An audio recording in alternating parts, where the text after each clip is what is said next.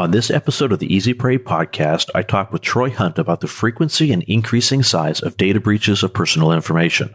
Troy Hunt is a Microsoft Regional Director and MVP, top-rated course creator for Pluralsight, owner of Have I Been Pwned, and travels the world speaking about security, even testifying before U.S. Congress on the impact of data breaches. I'm your host, Chris Parker, and this is the Easy Prey podcast.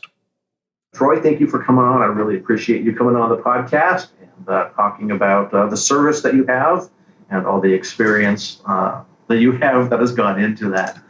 I'm kind of curious, where did you get the idea for Have I Been Pwned, and how did that come to fruition? Kind of accidentally. Like I'd really like to sit here and go, I had this grand vision and I knew exactly what to do and it was all like master planned, but it was very sort of accidental and organic. So I remember in late 2013, I'd been doing a lot of writing about data breaches. So I remember writing about things like there was the Gawker data breach, and then there was a lot of Twitter spam trying to sell acai berries because people were reusing the same passwords. And then I was looking at things like, let's look at the Gawker data breach and the Sony data breach and join together on the email addresses and then see how many people have the same password. And wouldn't you know it, like a lot of people use the same password. Isn't this interesting? And then the Adobe data breach happened, and there are 150 million something people in there, including me twice, so my personal address and my work address. And I kind of thought, I wonder how many people actually know, right? Like, okay, Adobe's sending notification emails and things like this, but how many people actually get the email and it doesn't go to junk, and then they still remember in a year from now, whatever it may be. So I thought, I'll create the service. So that was sort of like motivation number one, give people a facility that does pretty much what it still does today. And then motivation number two was, hey, I can build something cool on the cloud. Like a lot of this was me wanting to scratch an itch to build something, because my corporate job, because of what happens in technology, I was like not doing as much coding as I used to, because apparently that's what you got to do. If not, your career to progress, stop doing the things that you like and tell other people. So I was like, screw this, man, I'm going to write some code. So it was really those two motivations which actually got me going with Have I Been Pwned. There was no sort of great epiphany or anything like that.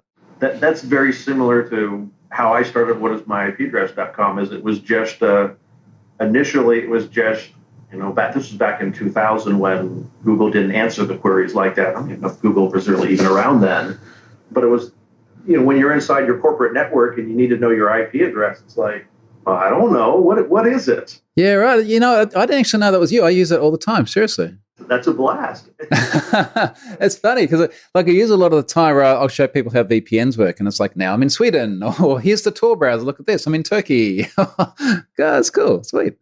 But I finally ultimately figured out that at this point, that's actually a lot of the reason why people are using my site. It's not so much that they're using it because they want to know their home IP address. It's the confirmation that their VPN is working.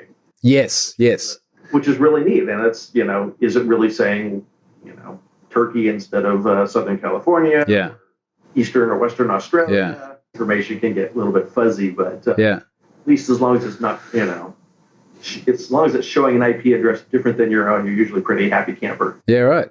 Oh, that's awesome. Well done. So you launched the site, and at what point did you realize that, like, oh my gosh, this is actually getting a lot of traction, either with data breaches coming in or with people starting to use the site? It wasn't too long. It was sort of a few weeks, and that kind of surprised me. And the reason it surprised me is it suddenly hit the press, and I'm really curious now, because one of the sort of things I did, which has actually worked out really well on multiple fronts, is I wrote about pretty much everything that happened. So as I was going through having this sort of massive growth, I'd write about things like scaling problems and how I solved them. I guess.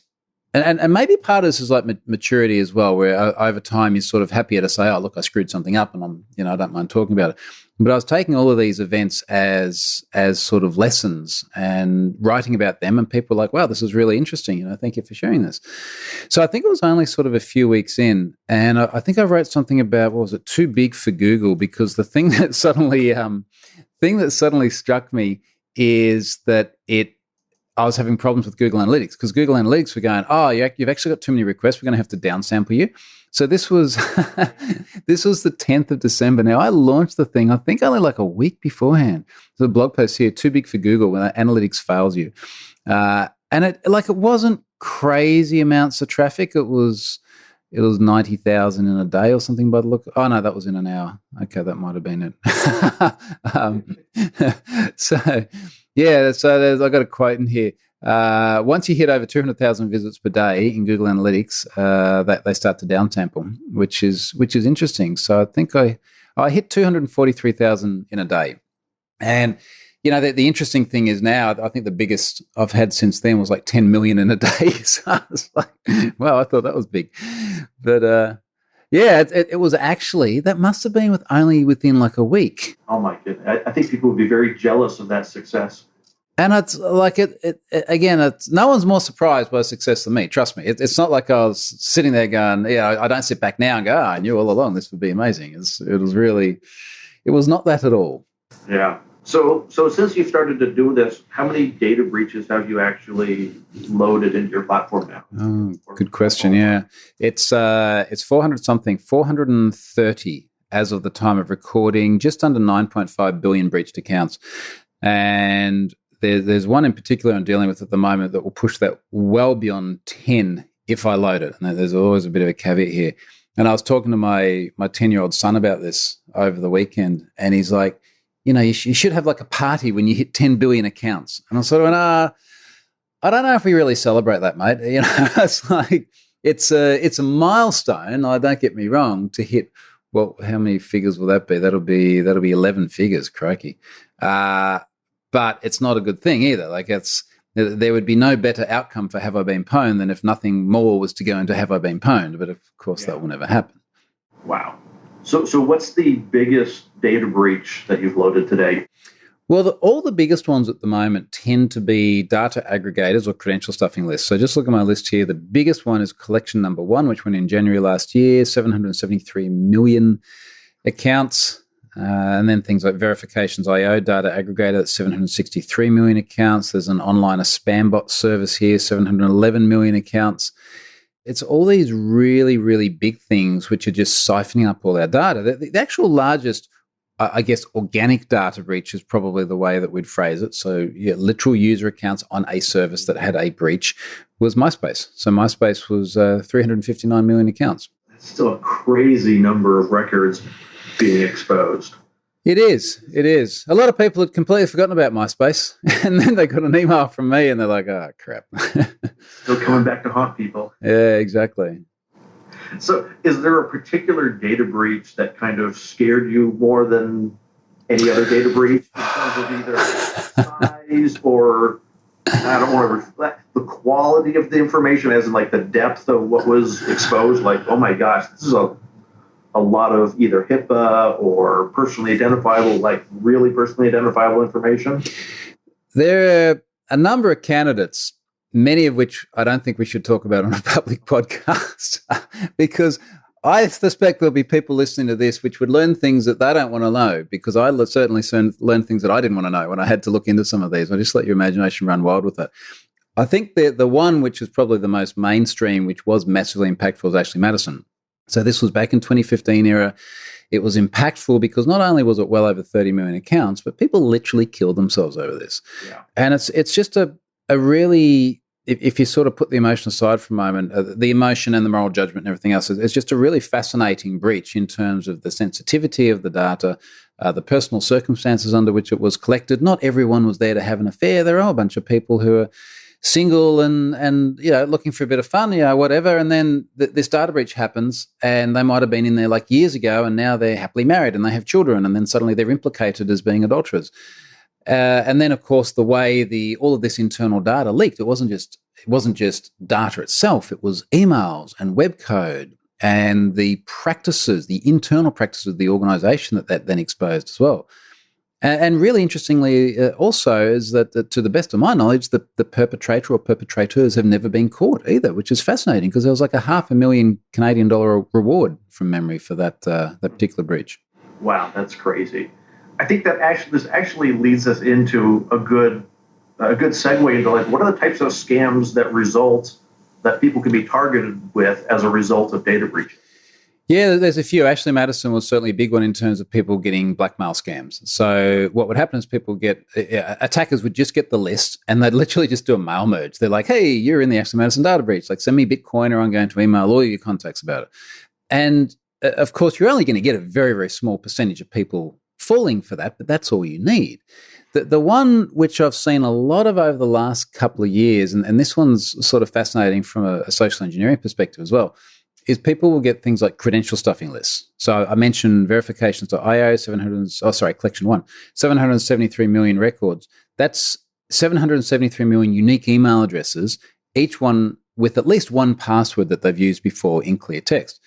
So what people are doing with mail merging this, sending an email, and I'll try and pick family-friendly wording here, saying, I have infected your computer with malware. I know your password is blah. And then immediately, this is a social engineering bit because people look at it and they go, oh man, that is my password. I actually use that. Yeah. And then they say, I've infected your computer. I got the webcam. I have observed you browsing pornography and enjoying the experience, shall we say. And people are, oh my God. And there's only going to be a small portion of people who are like, well, actually, this could be feasible. And then again, like this social engineering bit kicks in where it's like, that is my password. They actually know something secret about me. And I remember I used the word password in the singular sense here, which is what it is for most people. And people do fall for the scam and they pay their Bitcoin. And this just runs over and over and over again. Because think about it from the attacker's perspective as well. It's a really low cost to implement. They can do it with high degrees of anonymity if they're smart about it. They only need a very, very small hit rate to be successful. And it preys on this social engineering susceptibility that we all have. Yep, there's the emotional hook and the fear hook in there of, oh gosh, this is something that I don't want anybody to know. Precisely. Or someone has leverage. Yeah, and you know what? Even if it's not legit, there's still the fear of being implicated, participating in an activity. And that alone is fearful as well. And if the attacker manages to price it just right, just cheap enough that people actually pay for it, but expensive enough that they're actually going to get an ROI on it. Yeah, it's super, super nasty stuff, but that is pretty rampant. Yeah, I mean, I've gotten several of them. Interestingly, one was a extremely old password when, back in the days when I would recycle passwords here and there. We've all been there. was a password manager password. Yeah. Like, that's obviously something very specific due to the length and things, so that I could tell if it is something like that. It's like, oh, okay. Wow, this is a pretty convincing type of email because it's like, well, as proof that I've compromised your computer, here's your password. Yep. It's like, oh, yeah. Precisely. And so running the website that I do, I get people who are victims of these sort of things contacting me saying, oh my gosh, what should I do? And I had one woman contact me and she's like, I've never gone on one of these sites and oh my gosh, people are just out to ruin me and they're going after me personally. So the perspective of it was that it was not that this was an email that was sent out to 95 million or 350 million email password combinations. She viewed it as it was specifically targeting her and someone was trying to ruin her life. Yeah. People don't realize that they're just a number in all this. Yeah. And that was like the hardest thing to communicate with this poor woman. It was like, no, it's not intentional. She's like, well, but they know my password. Yeah. No, it's because it's database got, and she just like, it was just ultimately ended up just being too technical for her to understand. And it's like, well, look, you haven't done anything like that, so don't pay it. But the sort of sad part of this as well, and I'm going to get in trouble now because people say it's victim blaming, but yeah, we'll do it anyway. So the sort of sad part about it is that a lot of this only works due to the prevalence of password reuse as well. And the thing is that everyone, I don't think you'd ever ask anyone and go, hey, look, what are password management practices meant to be? Are you meant to have a password which is your dog's name and use it everywhere? And they'd be like, no, but you do it anyway, don't you? Yeah, because I don't really know how to do it otherwise. So people are consciously doing something which they know is risky, and there is a portion of the blame that does lie there. If we didn't have credential reuse, then what's really amazing? If you sort of take a step back from it and you go, what if every single person everywhere used randomly generated passwords in a password manager? Like, how much stuff would be different? Now we're pipe dreaming here, but a huge amount of online attacks would be completely different, including this one just here. Yeah, exactly. So do you see things like, we're talking about using the threat of blackmail for watching porn and whatnot.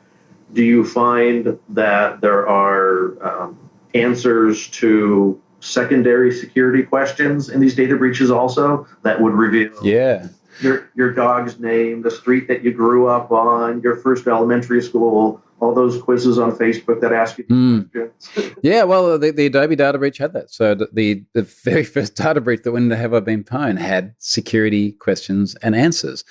Now, not only do data breaches have security questions and answers, but your public profiles have security answers at least. Yeah, what was the university you went to? Well, it's in my LinkedIn profile. What's your birthday? Well, I got all my mates saying happy birthday on Twitter. I literally looked up someone today. I couldn't remember their birthday. Went to Twitter because I know they got a bunch of birthday congratulations. And I was like, bang, there you go, solve that problem. Didn't even have to ask them. I actually testified in Congress a couple of years ago, and it was all about the impact of knowledge-based authentication. Well, actually, I got that the wrong way around. It was the impact of data breaches on knowledge-based authentication. So this was what happens when someone is in a data breach and things like the mother's maiden name is in there. Because the trick with things like mother's maiden name is it's a static KBA. You can't go back and change that. You can't go and change your birth date. If it was dynamic KBA, so something such as, what's your favorite food today? Well, you could change it. But then, of course, you got another problem, which is, my favorite food changes. What's your favorite movie? How many times have you seen that? Well, I don't know. I haven't seen them all yet. I have a long life to live. This is going to change at some point in time. So that makes things difficult. That has been one of the ones that is most frustrating to me as a consumer is when you're forced to choose a question, answer a question that has something that will change. What was your favorite movie? Well, 5 years ago it was this. Last week it was this. 3 years from now it's going to be that. Now I have to remember 3 different movies for 3 different. This is really a remnant of a bygone era where this worked really well 20 years ago, right? 20 years ago, we didn't have anywhere near the attack surface or the risks or anything like that we have today. The other thing is that 20 years ago, we didn't have access to a lot of other identity verification methods that we do today. So, for example, SMS is absolutely ubiquitous today, not so much 20 years ago. The soft token authenticators like we all have on our phones just simply weren't there 20 years ago. They are now. U2F keys weren't there. They are now.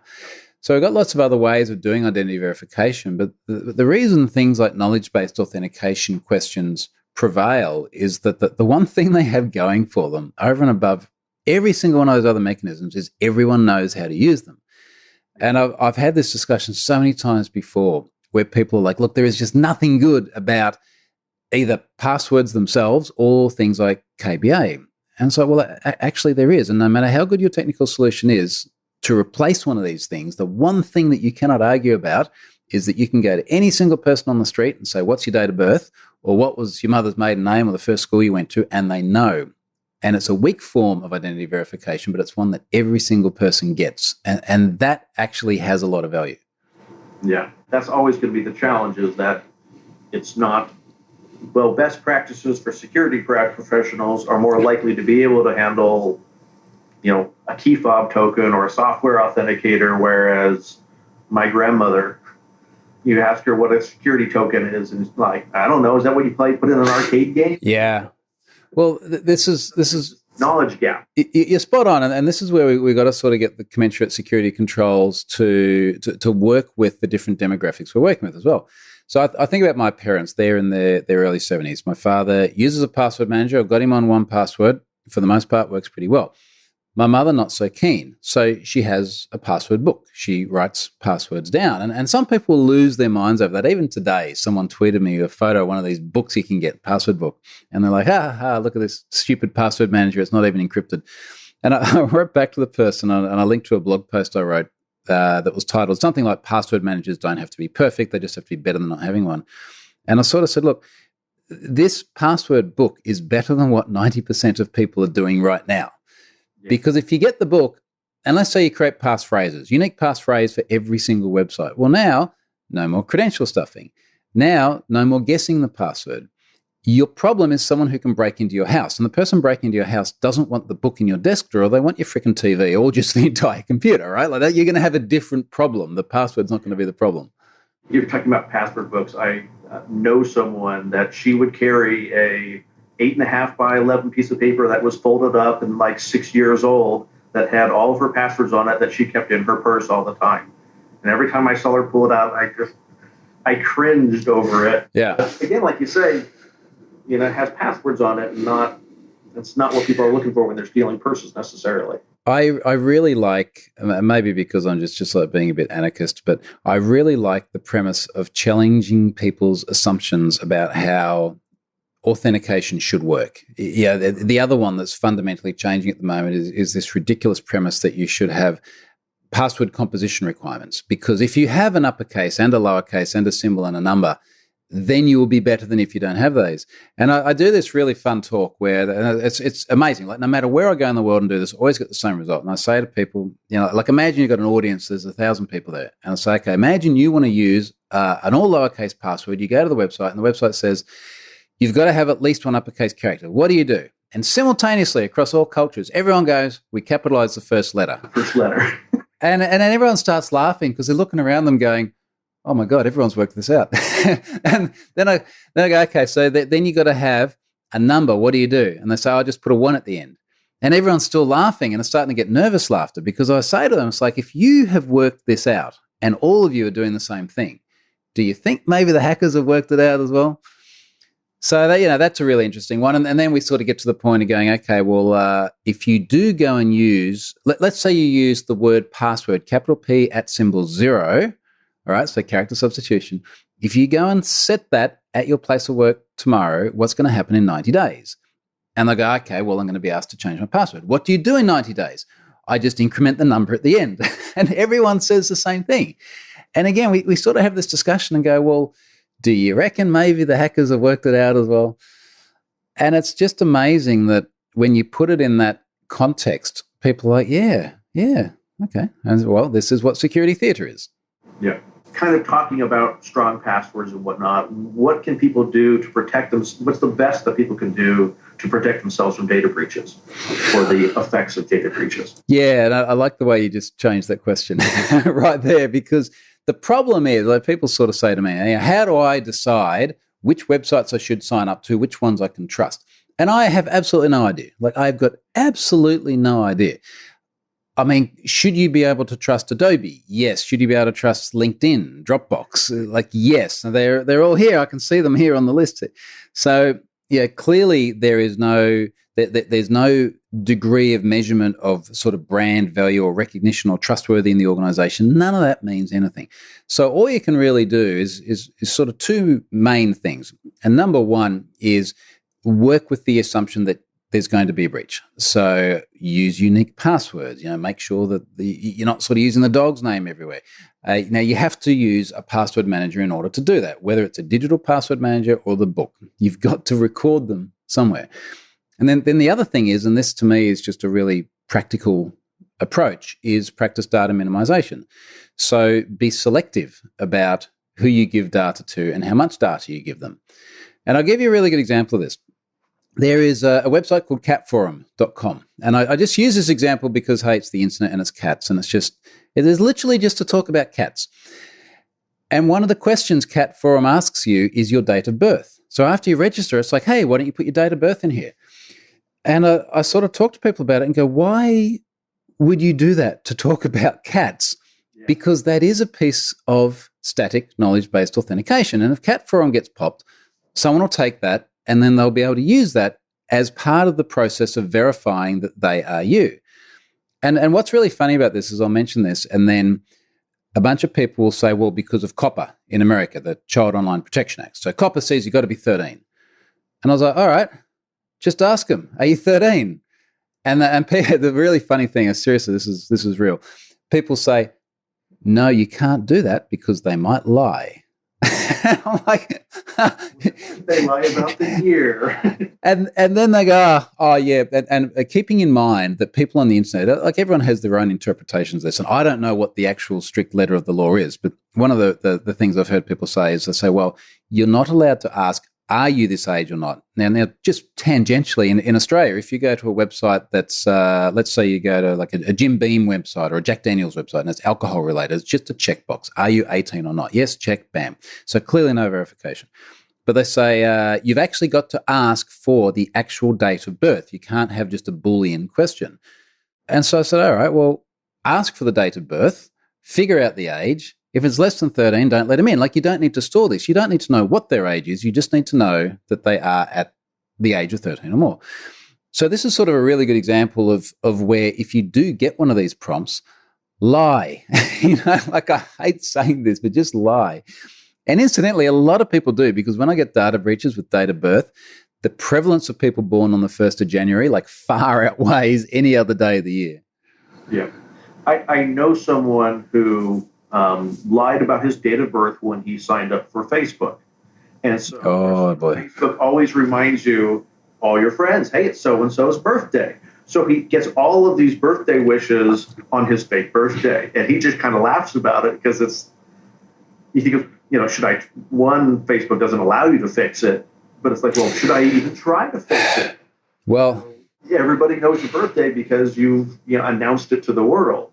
This is where it also gets very messed up, and I've had a couple of experiences with Twitter recently around this. So I logged into the Have I Been Pwned account one day, and Twitter popped up a message and said, "Hey, why don't you put the birth date in here?" Like, it literally prompted me, and I sort of went, I publicly announced it the day I launched the thing. Maybe that's not a bad idea. Put the date in, and immediately it just comes back as, you're locked out because you're under 13. It's not a person. It's a company. Like, how are you doing this? And it was actually did the same thing. There was a scam, like there was this thing going around that it was kind of this scam that, hey, if you set your birth date to this year, you'll get some special skin that nobody else has. But it was making you under 13, so it locked you out of your account. But it's crazy, right? Like, no warning, no, are you really sure? No, this will lock you out. Just bam. Now, that's bad, but at least I managed to get the account back, but only because I knew people, because there were a lot of other people when I've been dealing with this for months. The one that was worse that I heard recently is a friend of mine has a daughter who's 18, and she had a Twitter account many, many years ago. Now, she's a super, super responsible, smart kid, and she's using it in exactly the way I, as a parent, hope my kids use Twitter in the future. And, she's now 18. She gets prompted at some point to enter the birth date, and she's done that. And the same thing happened. They went, you had this account before you were 13, and they have permanently killed the account. No recourse, can never get it back, which is really, really poor. The account was banned because it was previously violated terms of service. Correct. Oh, dude, that's scary. Yeah. And she was really distraught because she's like, look, I've got all of these interactions, and part of this was her starting to build her online profile and her career, and then she did a lot of blogging, things that were really good, healthy, legitimate things. So yeah, be careful of age. It bites you the other way too. My son, who's now 10, a couple of years ago, he said he wanted to be able to like YouTube videos so he could find them again. And in my naivety, I thought, yeah, that's a life skill, like this is something that you should be able to do. So, of course, it's YouTube, so he needs a Google account. Can't get a Google account unless you're 13. No problems, I'll just lie. And then he's coming to me going, Dad, how come I keep seeing scary clowns every time I watch YouTube? Well, that's because you're 18, son. It's a weird. And the frustration I have with that as well is, a lot of it comes back to COPPA. Obviously in American law, a very, very small slice of the world is based in America, and then the rest of us are in other places. Now, then you get to Europe, and then they've got different interpretations of what age you should be, but it's a government-mandated kind of pattern. So if you've got, in the case of this friend of mine, a very mature, switched-on kid, they've got to be exactly the same age as the young, immature rat bags. So, anyway, let's not go down that path. So would you say that things like, we were talking about limiting what you share, who you share it with, as far as web properties, and always kind of thinking, well, why do they need this? Do they really need this information, and why do they need it? Would you recommend, if people have the opportunity, like there's a lot of times you go on this new e-commerce site and they allow you to pay with PayPal, or you can enter the credit card number on their site. So would you suggest that people use services like PayPal rather than providing a credit card to each and every e-commerce platform that they purchase from, in that you've limited the exposure of your credit card number to a payment provider like PayPal versus maybe a mom and pop e-commerce store who's using a insecure shopping cart or an insecure credit card processing system or a credit card on the website in order to limit like the exposure of credit card numbers?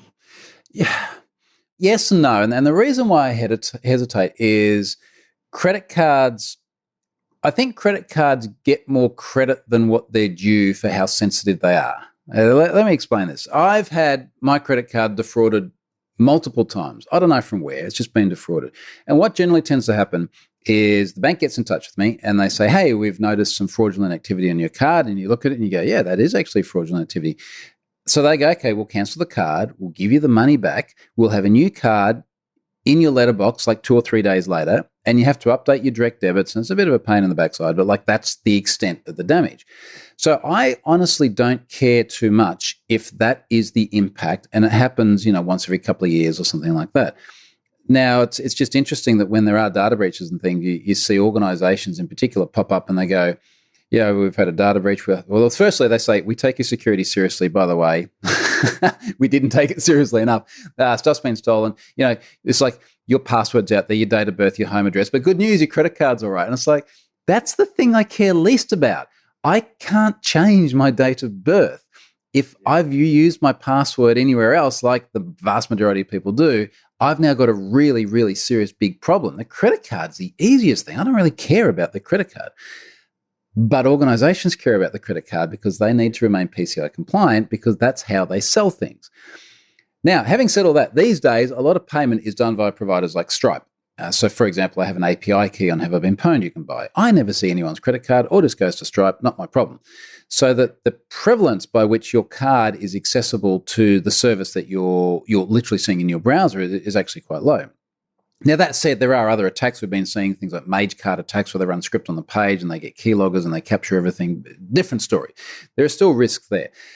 Now, the PayPal side of things, look, to be honest, me personally, I don't really care either way. I use PayPal for a few things if I've got a bit of credit in there. If I don't, well, then I'll just use the credit card. I do appreciate that people with debit cards don't get the same fraud protections as what you get with the credit card. So that might be a good example. But then we could also go, well, why don't we just use Bitcoin? Well, like we solve a bunch of other problems with either Bitcoin or other cryptocurrencies. So I don't really think that's where the problem is. And with any of these things, I'm just a bit selective. I'm not going to be, if I can help it, emailing anyone my credit card details. There are still hotels out there that want that sort of thing. It's a bit weird. But PayPal, credit card, crypto, it doesn't worry me too much. All of them have their own protections in different ways. What about SMS versus like Google Authenticator or physical key fob? I have my own opinions about it. I don't think most people who have, I hear lots of people complain about, oh, SMS is not secure. Gosh, your phone can get cloned. It's super weak. So they opt to have no two-factor authentication, which to me is like, I'd rather have weak authentication. Yeah. No, that's just stupid. And I've heard that before as well. Now, there is a nuance here we'll get to, but there's a blog post I wrote about 2FA. I think I called it like the hierarchy of 2FA and Google Advanced Protection. And in there, we talk about 4 levels of 2FA. Talk about SMS, soft token, hard tokens, U2F. And we've got to sort of be conscious that they all have different pros and cons in terms of security, cost, and usability. So the thing that works well with SMS is that everyone can get an SMS. No one has to do anything special in order to get an SMS. Everyone understands how to get a message. Let's just say rounds to everyone. 99% of people understand how to use SMS. So my parents can easily use it. Anyone who's non-technical can easily use it. There's no cost to implement it other than the cost of sending an SMS, which can be done super, super, super cheap. Now, we do have problems with things like cloning phones and SIM hijacking and all this sort of thing. But as you've just said, a password and an SMS is always going to be better than just a password on its own. Like, this is just an immutable fact. And it blows my mind that people say it's less secure in some ways, because it's not. The nuance is, a lot of people don't realize, but it is often possible to do account recovery via SMS alone. So a mate of mine, in fact, the same guy who had the daughter who got locked out of her Twitter, pinged me. I remember this. It was probably a couple of years ago now. And he said, look, one of the guys in the company he runs just had their entire accounts taken over because someone managed to do password reset via SMS alone. So you've really got to go and check very, very carefully, particularly in your key services. If your mobile number is in there, make sure that that alone is not enough to do account recovery. Now, even then, the effort involved in going and doing SIM hijacking is still going to be a lot more than, say, credential stuffing, where you can just anonymously send out gazillions of requests in absolutely no time. So anyway, SMS is there. One of the problems with SMS, regardless of all the SIM hijacking stuff, is you can still phish SMS. I mean, you as an attacker could stand up a phishing page, say enter username and password. The form gets submitted, attacker takes that, sends it to, say, Google. Google then says, hey, we've just sent you an SMS. Can you please enter it? And so the attacker's page responds and says, please enter the SMS here. And then they just relay that SMS. So that's a bit of a problem. I'll relay the code in the SMS. Now, if we move into the next hierarchy of auth, we get into soft tokens. And soft tokens are great because you can just put them, on any phone like this. I've got my iPhone here. I run Authy. I have all my soft tokens in there. You can't just hijack that like you would a SIM card. And even then, just hijack is not always as trivial as people think. It's a lot harder, again, than like password spraying attacks. But with soft tokens, you've still got the phishing problem because you, as a human, are reading a number. And if an attacker can convince you to read the number, there you got your problem. It's also a problem with some soft tokens, including Authy. You can sync them across devices. If someone gets into your Authy account, what happens then? So they recommend sort of syncing and then turning off sync. Hey, you got a new one. Okay, sync. Now turn it back off again. Make sure that if someone logs into your account, they can't just sync all your tokens. You can't do that if you have a hard token. So many people would have had things like the RSA tokens before. RSA tokens, you can still phish.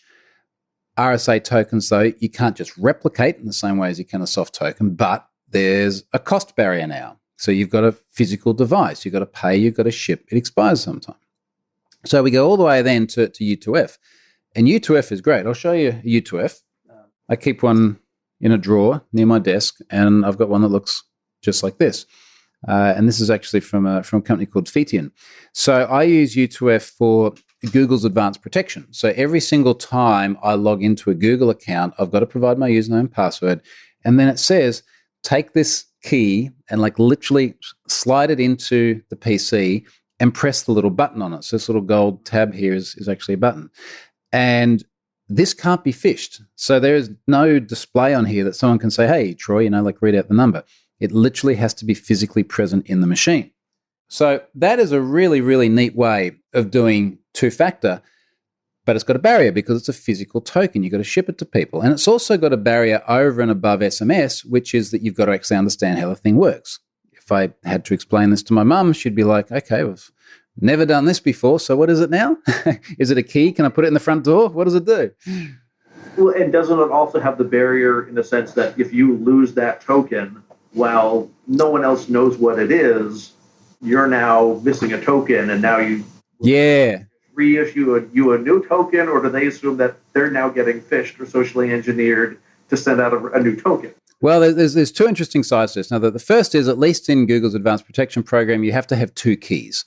So what you normally do is you have one that can just do USB, and then I've got another one which can do NFC and Bluetooth and the things that my mobile phone wants to do, because I can't chuck a USB into my iPhone. So that's the first bit. The second bit is, what happens if someone loses, say, a soft token? Now, this happens all the time because people get a new phone and they set the new phone up and they don't migrate the soft tokens. Well, the answer to that is that we have recovery codes. So when you first start the or the 2FA enrollment process, it's like, yeah, okay, do the QR code thing, scan it. Okay, now enter the number. Great. Now here's your recovery code. Save them somewhere safe, which a bunch of people don't do. So you fast forward, let's say a year later, someone's rolled over to the new iPhone and they're trying to set it up, trying to log into the website, can't log in. They've already erased the old phone and given it to the kids, so that's no good. Yeah. And now you've got this problem, because think about it from the perspective of the site operator. So the site operator says, hey, you came to my site a year ago, you turned on 2FA because you told us that if someone has your username and your password but not the token, don't let them in. And now you're coming back here and you're saying you've got the username and the password, but you don't have the token. Can we please let you in? It's like, so what tends to happen then is that you have to fall back to much more laborious offline human involvement authentication processes. So someone stays locked out of their account for some period of time, and then you've got to have enough information to verify identity. So for PayPal, you've got things like the bank accounts you've transferred money to, the purchases you've made, the transaction values, things like that. But that's now slow and laborious and time-consuming, not just for the individual, but for the service provider themselves as well. Yeah, it seems like every portion of multi-factor authentication does have some, there's an advantage / drawback to each one of them, depending on either its technical savviness or collecting 45 physical tokens that you have to shove in your pocket every day. Yeah, correct. And what we've got to recognize is that there are upsides and downsides to all this. Now, if we get too myopically focused on the security controls and we neglect the usability controls, then we have a big problem. And I've got another blog post which is called "Here's Why Insert Thing Here Isn't a Password Killer," because there's a lot of technologically sound solutions out there that people say, look, this is great, it's going to kill passwords, it's amazing. I get these emails all the time. Even, it sounds like a broken record, but I was just having a Twitter conversation literally this morning with someone who said, look, we shouldn't be using passwords, we should be using SQRL, which is a standard for authentication that uses QR codes, and then you point your phone there. And I said to him, like, how many websites do you use that on? Oh, none. That's not used anywhere, but we should be using. Why do you think it's not used anywhere? Because the UX sucks. And no matter how good the security controls are, someone running that site actually wants people to log in because they've got to sell things, because that's how they pay the salary of the people implementing the security controls. So, like, it seems obvious when you say it that way, but some people just get so myopically focused on just the technical implementation that they miss that broader picture. So is then the philosophy good enough security? Instead of trying to hit absolute security, say, we just want enough barriers to entry that it's just really unlikely that account can be compromised. It's always a balance, right? And it really depends on what it is. Even if we take Google's advanced protection, so that this stuff works great. And if anyone listening to this has got a Google account and they really want to keep it locked down, go and turn this on. But I notice even for them, I was reading this the other day, they've got a bit of a caveat here where they say this is who it's targeted to. So if I go to Get Stronger Account Security with Advanced Protection, they talk about things like journalists and activists. So advanced protection is recommended for anyone who is at risk of targeted online attacks such as journalists, activists, business leaders, and IT admins. Now, I would not get my mum and dad to go and turn this on. I think it poses too much of a barrier to entry to them, and I don't think it's going to be much fun if you get locked out. I think the verification process, and they're both on Gmail, so that would probably not be much fun trying to get back into their Gmail. But if you're Jack Dorsey, head of Twitter, if you're a well-known named individual, it sounds like these attacks are more likely to target their governments, or they're specifically targeting an individual rather than just credential stuffing and, hey, we're going to go through millions of accounts and hope we can get into one. It's rather than now we're trying to get into this particular individual's account. Correct. So I think the sort of the right criteria to be on there is that you're at either in a higher risk position, or you're technically advanced enough to probably not screw it up. Like one of those things. Yeah, we all want to be that person who's technically advanced enough not to screw it up. That's it. So is there any final advice that you want to give to people to protect themselves online, whether it's data breaches or just the wider sense of protecting themselves? I think maybe as a fun exercise, and particularly for anyone watching this is a bit more technically orientated, go and try and break into your own account, right? Like do that, the hack yourself first thing. Like you've got, let's say it's your Twitter account, you're worried, could someone possibly get into my Twitter account? What are the ways? Go to another machine, go to an incognito window, something like this, try and do password recovery. Try and, if you've got a mobile phone number on there, can you do password reset just via mobile? Does the process disclose information such as a partial mobile phone number? Because that in itself is kind of leak information. What happens if you've got 2FA turned on and you actually know the password? Does that actually stop someone from getting in? So I did this myself a little while ago. In fact, after I'd heard that story from the friend of mine who had his account taken over just with an SMS. And it was fascinating to look at the different services and go, I really need to tweak that one a little bit and that one a little bit. so on. So I think putting that offensive hat on against yourself with a view to improving your own security posture is a really good idea. Yep. And obviously, I'm sure you recommend everyone go to Have I Been Pwned, enter all your email addresses, and really find out. Maybe you don't want to be a little bit can be a little bit frightening for some people, but to really find out, like, have your accounts been compromised at some point? Yeah. Are they at risk? Because it's one of those things that you want to know, right? Like you want to know if it's happened. So yeah, definitely do that. You can do domain searches for free as well if you can verify that you can control the domain. So do that. You'll see that there's some 1Password product placement on there as well. If you don't have a password manager, go and get that and make sure that you put all of your things in there and make them unique.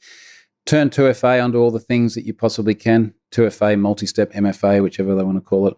But sort of do this proactively because it's almost a little bit like things like ransomware. Like if it happens, it's then too late later on to go, oh, yeah, maybe I should have had backups and that sort of thing. Like you've got to do it in advance.